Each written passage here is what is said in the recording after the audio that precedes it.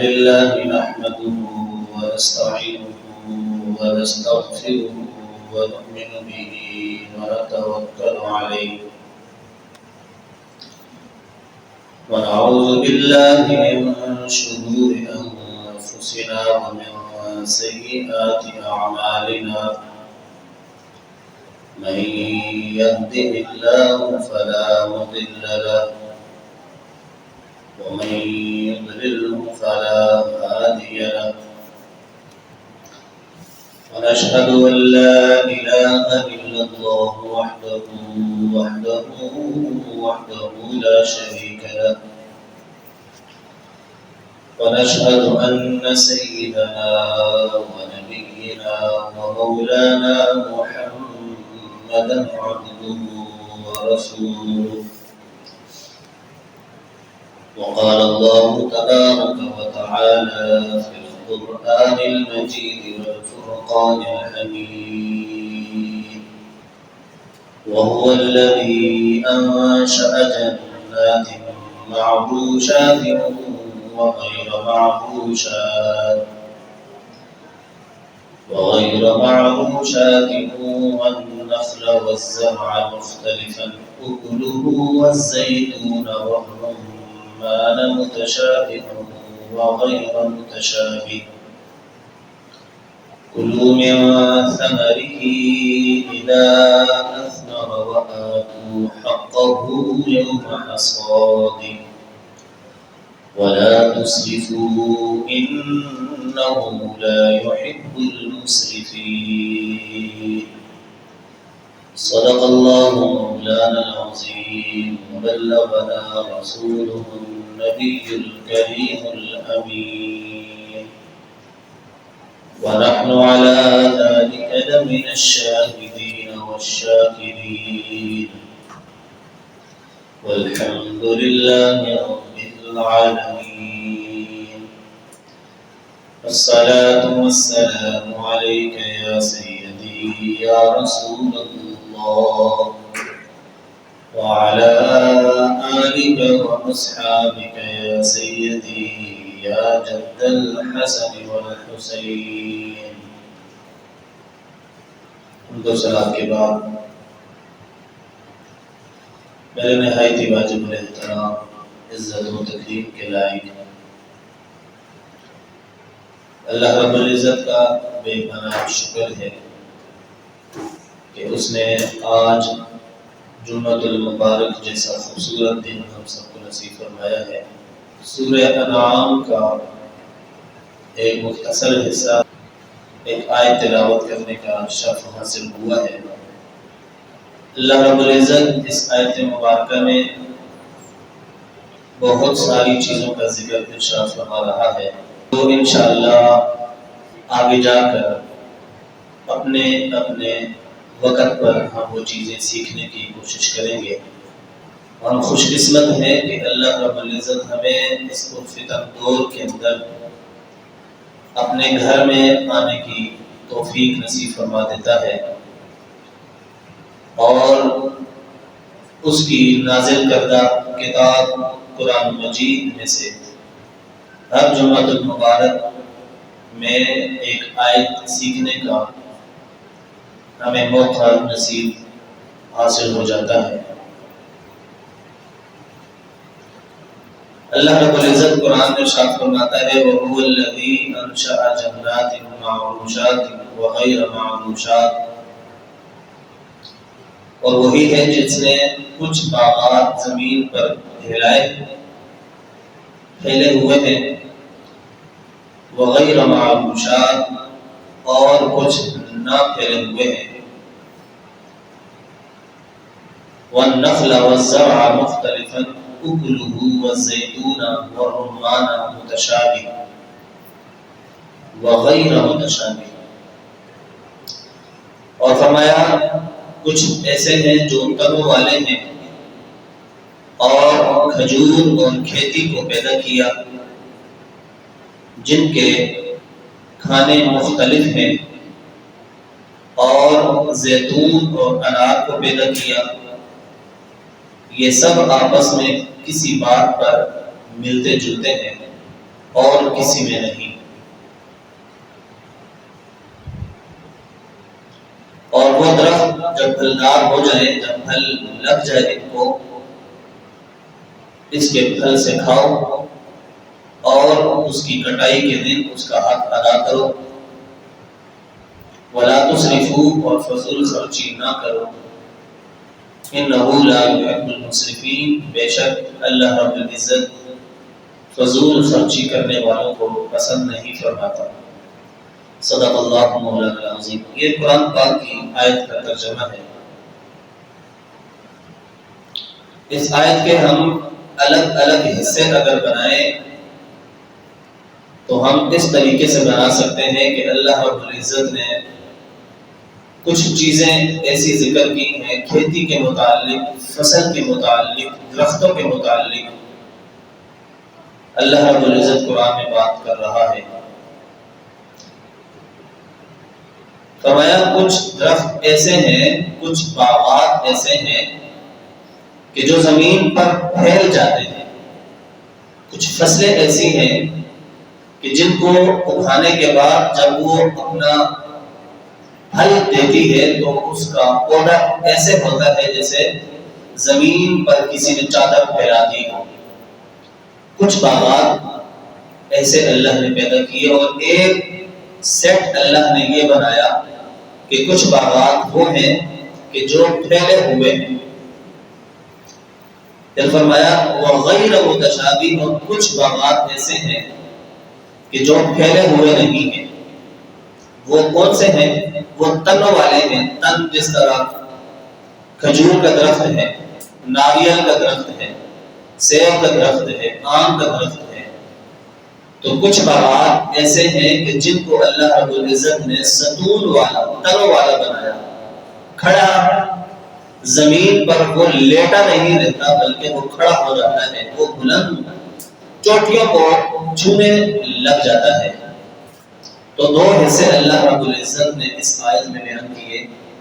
ایک وہ حصہ فصلوں کا، کھیتی باڑیوں کا وہ حصہ، فصلوں کا وہ حصہ کہ جس کے بارے میں اللہ ارشاد فرماتا ہے کہ ایک تمہاری فصل وہ ہے، ایک تمہارے باغات وہ ہے کہ جو زمینوں پر لیٹ جاتے ہیں، پھیل جاتے ہیں۔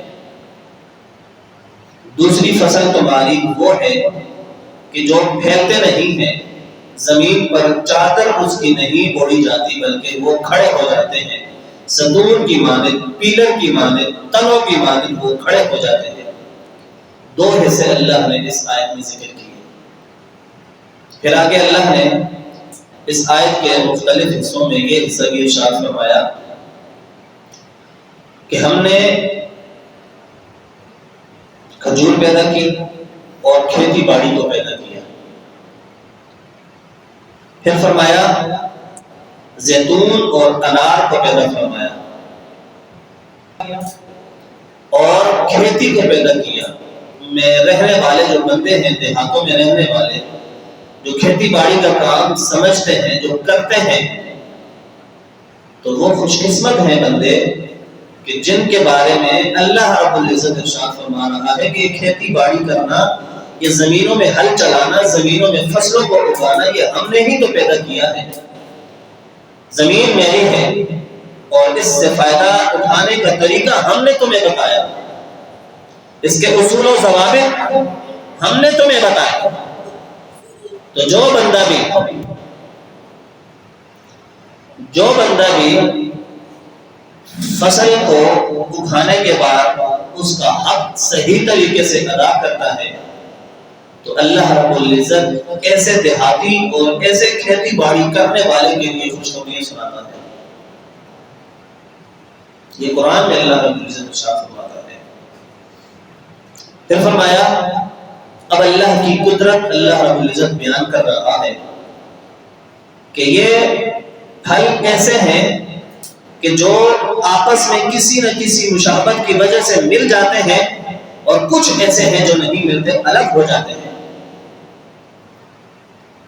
یہ ہم اگر کسی بھی پھل کو سامنے ہم رکھیں، آپ تربوز کو رکھیں اس کی رنگت، اس کی مٹھاس، اس کا ذائقہ، اس کے درخت کے پتے، اس کی بیل کے پتے اللہ نے الگ بنا دیے۔ اسی طرح اگر آپ آم کے پھل کو سامنے رکھیں، ذہن میں ڈالیں، تو آپ اس کے درخت کو بخوبی اپنے سامنے رکھ سکتے ہیں کہ اس کا چھلکا اللہ نے الگ بنایا، اس کی مٹھاس، اس کی رنگت اللہ نے الگ بنایا، اس کے درخت کے پتوں کو اللہ نے الگ بنایا۔ ایک وہ پھل ہے کہ جس کو اللہ نے زمین پر پھیلانے والی، پھیل جانے والی فصل پر اگا کر ہمارے سامنے رکھا، اور ایک وہ فصل ہے کہ جس کو اللہ نے اتنا مضبوطی والا تنا عطا فرمایا، ستون عطا فرمایا، کہ جس کے بعد اس ستون سے ہمیں، اس درخت سے ہمیں دوسری فصل حاصل ہوتی ہے، دوسرے پھل حاصل ہوتے ہیں۔ تو انسان اگر غور کرے تو ہر پھل کا اللہ نے ذائقہ الگ بنایا،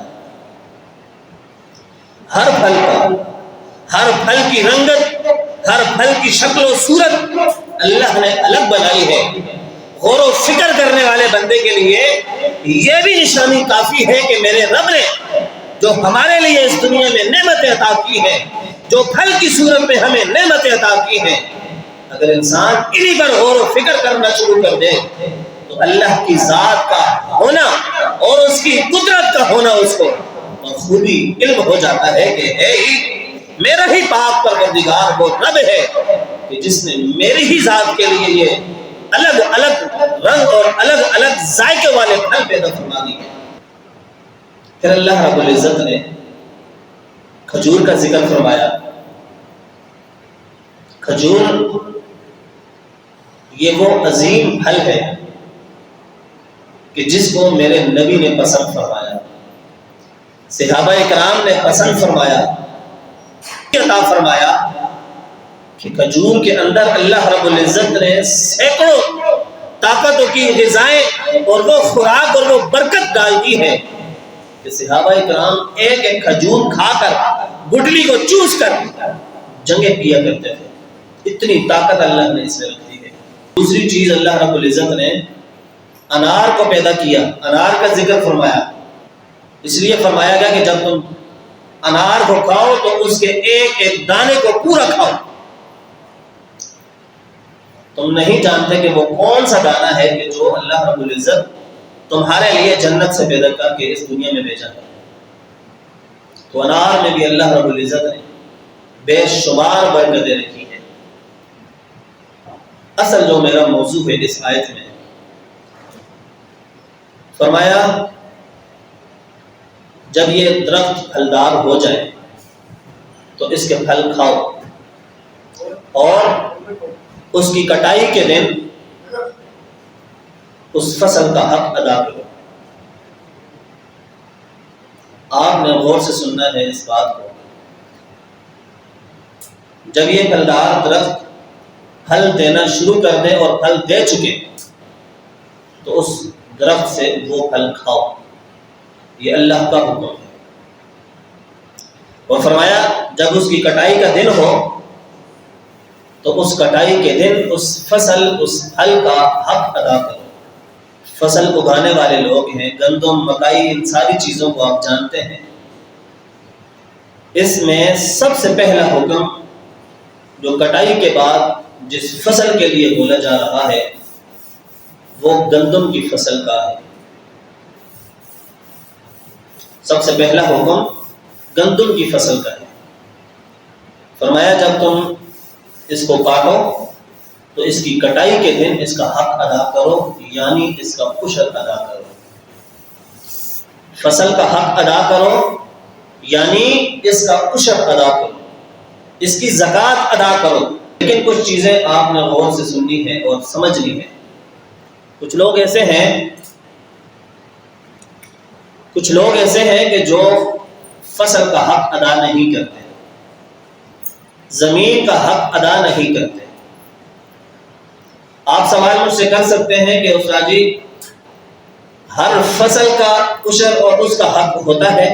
جی ہاں، جو بھی زمین پر آپ فصل اگائیں گے اور اس نیت کے ساتھ اگائیں گے کہ اس فصل کو ہم نے بیچنا ہے، استعمال کرنا ہے، تو اللہ رب العزت نے اس فصل پر عشر لازم کیا ہے۔ جو بھی چیز، جو بھی فصل آپ نے اس زمین پر اگانی ہے، اس اگانے کے بعد آپ نے اس فصل کا حق ادا کرنا ہے۔ وہ حق ادا کیسے ہوتا ہے؟ کہ آپ نے اس کا عشر ادا کرنا ہے۔ سب سے پہلی چیز ہم نے گندم کا کہا۔ گندم جب آپ اگاتے ہیں، 6 مہینوں کے بعد جب آپ کو اللہ کی طرف سے ایک نعمت بطور دانے کی صورت میں آپ کو نصیب ہو جاتی ہے، تو اب اس کا حق یہ ہے کہ تم نے اس میں سے عشر ادا کرنا ہے۔ اب یہاں پر 2 صورتیں ہیں۔ ایک صورت یہ ہے کہ آپ کو اس فصل کا 20واں حصہ ادا کرنا ہے، اور ایک صورت یہ ہے کہ آپ کو اس فصل کا 10واں حصہ ادا کرنا ہے۔ پہلی صورت یہ ہے کہ ہر وہ زمین کہ جس کو ایسے پانی کے ساتھ سیراب کیا جائے،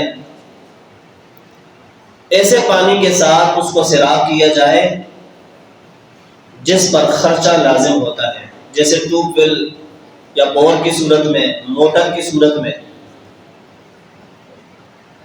کیونکہ اس فصل پر اس بندے کا خود کا خرچہ زیادہ ہوا ہے۔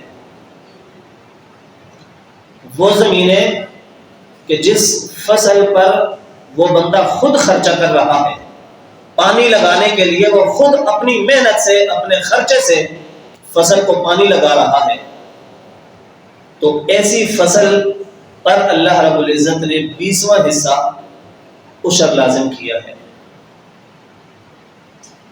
یہ پہلی صورت ہے کہ جس زمین پر انسان خود پانی لگا کر، خود محنت کر کے، خود خرچہ کر کے فصل حاصل کرتا ہے، ایسی صورت میں اللہ رب العزت نے اس فصل پر 20واں حصہ زکوٰۃ اس پر لازم کی ہے، عشر اس پر لازم کیا ہے۔ اور وہ صورت، اب دوسری صورت کہ جس کو انسان دانہ زمین میں ڈال کر اللہ کے سپرد کر دیتا ہے، اللہ کے حوالے کر دیتا ہے، تو ایسی فصل کے لیے اللہ رب العزت نے 10واں حصہ اس پر لازم کیا ہے۔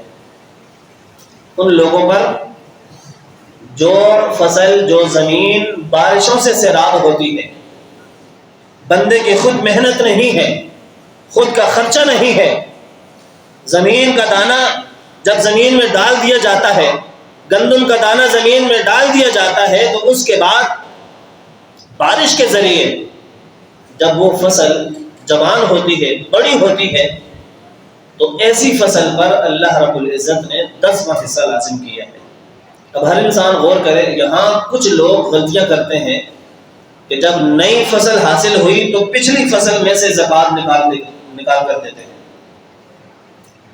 حکم یہ ہے کہ جو اس سال فصل تمہیں حاصل ہوئی ہے، اس فصل میں سے تم نے زکوٰۃ ادا کرنی ہے۔ اب وہ تھوڑی ہے یا زیادہ ہے، تعین تم نے خود کرنا ہے۔ پرانی فصل اٹھا کر تم نے مسجد کے امام کو، کسی غریب کو، بہن بھائیوں میں سے کسی کو دے دی، اور اس کو کیڑا پکا۔ وہ پاک پروردگار کے جس کو سب معلوم ہے، تمہارے دلوں کا حال وہ جانتا ہے، وہ جانتا ہے کہ تم کون سی فصل کا حق ادا کر رہے ہو۔ تو جو بندہ بھی اگر ایسا کرتا ہے تو وہ غلط کرتا ہے۔ اللہ نے اس سال میں جس کو جتنی گندم عطا کی ہے، وہ اس کل گندم میں سے 20واں حصہ یا 10واں حصہ ادا کرے گا۔ وہ دونوں صورتیں میں نے بیان کر دی ہیں کہ ایک صورت کہ انسان خود خرچہ کر کے فصل حاصل کرتا ہے، دوسری صورت اللہ کی طرف سے بارشیں آتی ہیں تو فصل حاصل ہوتی ہے، تو یہ 10واں حصہ دے گا۔ تو اب ان دونوں صورتوں میں چاہے کسی کو فصل زیادہ نصیب ہوئی ہے یا کسی کو کم فصل نصیب ہوئی ہے، دونوں صورتوں میں اس نے اس فصل کا حق ادا کرنا ہے۔ یہ تو رہی گندم کی بات۔ اب جو بندہ تربوز اگاتے ہیں، خربوزے، کسی بھی قسم کا کوئی بھی فروٹ، کوئی بھی سبزی اگاتا ہے اور اس نیت کے ساتھ اگاتا ہے کہ میں یہ بیچوں گا اور بیچنے کے بعد میں اپنے لیے، اپنے بچوں کے لیے فائدہ حاصل کروں گا، تو ہر اس فصل پر بھی اس پر زکوٰۃ لازم ہوگی۔ وہ چاہے کوئی ٹماٹر اگاتا ہے، کوئی مرچیں اگاتا ہے، کوئی پھل اگاتا ہے، کوئی بھی اگاتا ہے۔ اور رب نے کیا فرمایا کہ جب کٹائی کا وقت ہو تو تم نے اس کا حق ادا کرنا ہے۔ یہاں صرف گندم کا ذکر نہیں فرمایا، مطلقاً بات ہوئی ہے کہ جب تمہیں فصل حاصل ہو جائے اور پھل حاصل ہو جائے اس پھل کا حق ادا کرنا ہے۔ تو اللہ نے یہاں مطلقاً ذکر فرمایا۔ تو اب جس نے چاہے پالک اگائی ہے، میتھی اگائی ہے، کوئی بھی دنیا کی فصل اگائی ہے، ارادہ اس کا بیچنے کا ہے، فائدہ حاصل کرنے کا ہے، تو اس فصل میں سے اس نے زکوٰۃ لازمی ادا کرنی ہے۔ اب جو بندے ادا کر رہے تھے وہ تو اللہ کا شکر ادا کریں، اور جو ادا نہیں کر رہے تھے، اب تک نہیں کر رہے تھے، تو توبہ کریں۔ وہ جو بھی اللہ کی طرف سے زمین سے فائدہ حاصل ہونے کے بعد، فصل حاصل ہونے کے بعد وہ پیسوں کی صورت میں فائدہ حاصل کرتے ہیں اور اس کا حق ادا نہیں کرتے، تو وہ اللہ کے ہاں سخت مجرم ہے۔ کیا عشر کا کوئی نصاب لازم ہے جیسے زکوٰۃ اور قربانی کا نصاب ہوتا ہے؟ تو شریعت نے عشر کے لیے کوئی نصاب لازم نہیں قرار دیا۔ آپ کو فصل کم نصیب ہوئی یا زیادہ نصیب ہوئی، آپ نے زکوٰۃ لازم ادا کرنی ہے۔ پھر اس کے بعد یہ عشر آپ کن لوگوں کو دے سکتے ہیں؟ یہ زکوٰۃ گندم کی صورت میں یا پیسوں کی صورت میں، دونوں صورتوں میں یہ آپ کا عشر، آپ کی زکوٰۃ جائز ہے۔ جو زکوٰۃ لینے کے حقدار تھے وہی فصل میں سے عشر لینے کے بھی حقدار ہیں۔ عشر نے دانے کس کی دے سکڑے یا اس نے پیسے کس کی دے سکڑے، تو جو غریب تھا، جو زکوٰۃ لے سکتا تھا، یہی عشر کے دانے یا پیسے آپ اس تک پہنچا سکتے ہیں کہ جو اللہ کا حکم مانتا نہیں ہے۔ آیت کے آخری حصے میں بس بات کو میں ختم کرنے لگا ہوں، ایک چیز اللہ نے ارشاد فرمائی، وَلَا تُسْرِفُوا، فضول خرچی نہ کرو۔ تمہیں فصل حاصل ہوئی، جو عشر بنتا تھا تم وہ ادا نہیں کر رہے، اس کے علاوہ صدقوں پر صدقے دیے جا رہے ہو، اللہ نے فرمایا یہ تمہارا فضول خرچی کرنا ہے، یہ میں قبول نہیں فرماؤں گا۔ جو فصل تمہیں ہم نے عطا کی، جو نعمتیں ہم نے تمہیں عطا کی، تم نے وہ حق ادا نہیں کیا، دوسری طرف تم صدقے دیے جا رہے ہو، یہ فضول خرچی ہے۔ اس لیے مسلمانوں کو یہ غور کرنا ہوگا کہ فضول خرچی صرف جیب میں سے پیسے نکال کر فالتو جگہ پر لگانا فضول خرچی نہیں ہے، بلکہ فضول خرچی یہ بھی ہے کہ جو فصل کا حق تھا وہ ادا نہیں کیا اور فالتو میں پیسے لگائے جا رہے ہو۔ پہلے زمانے میں فصل گھر آنے سے پہلے لوگ عشر ادا کر دیتے تھے، پر آج لوگ ہیلے بہانے تلاش کرتے ہیں، کہیں سے کوئی نرمی والا مسئلہ ہمیں مولوی سنا دے اور ہم صدقہ خیرات یا عشر یا زکوٰۃ دینے سے بچ جائیں۔ یہ مولوی کا حکم تو نہیں ہے، قرآن کا حکم ہے۔ اللہ فرماتا ہے کہ جب تم فصل کاٹ چکو تو پھر اس کا حق ادا کرو۔ اب اس فصل کا حق اللہ کو نہیں چاہیے، اس فصل کا حق تمہارے ہی محلے میں کوئی غریب بہن ہوگی، بھائی ہوگا، اس کو جا کر پہنچا دو اور پورا حق پہنچا دو۔ یہی تو حق ہے، یہی تو اللہ کا پیغام ہے، اس کا حکم ہے۔